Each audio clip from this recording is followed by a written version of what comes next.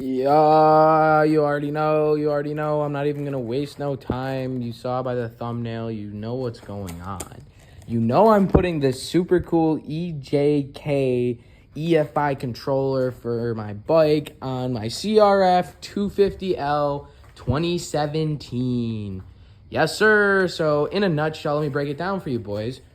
I fouled out a plug nasty because I rode my bike with my brand new Yoshi pipe on it, right?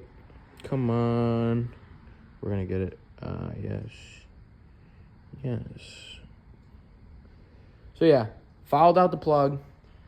Bike was running snotty with just this pipe with no adjustment, obviously, for obvious reasons. Hopefully I didn't mess up the valves. But, look at how good that looks like. I'd almost rather look at that than someone's daughter opening their mouth. So, this is a pretty simple install for you boys. Keep it a stack. All we really have, I guess I should start with, like, if your bike doesn't look like mine in pieces, because I stripped it all down when I was fixing the wiring for the light bar, which I ended up breaking and have to fix again.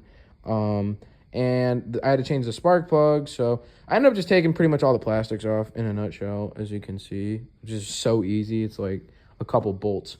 But I also have my gas tank removed right now. It's just kind of sitting there. I left the gas line hooked up, just undid this bottom bolt and then the top two, so you can move it however you got to, which will make it super easy for doing this EJK also.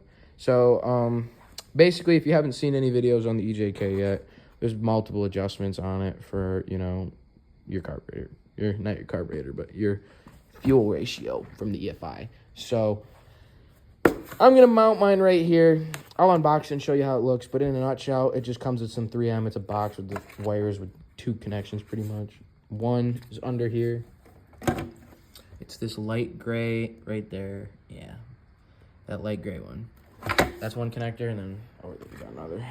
But yeah, so I'm gonna mount it here, but at first we'll get into it. There's some directions in the box or some shit, I think, so I'll show you guys that. And yeah, let's crack this open. Fire ass unboxing video. So you saw this. Let me show you what you get when you open it up. So here is your EJK, obviously. So you see you have your connector that has to connect to the battery. And then you have your plug-in for your carb. So basically what you're gonna do is you're gonna unplug a connector and you're gonna plug it into the black end here, right? And then you're gonna plug this back into your engine. And here's the box itself. Pretty nice quality, I won't lie. Not bad, not bad. All right, boys, all right.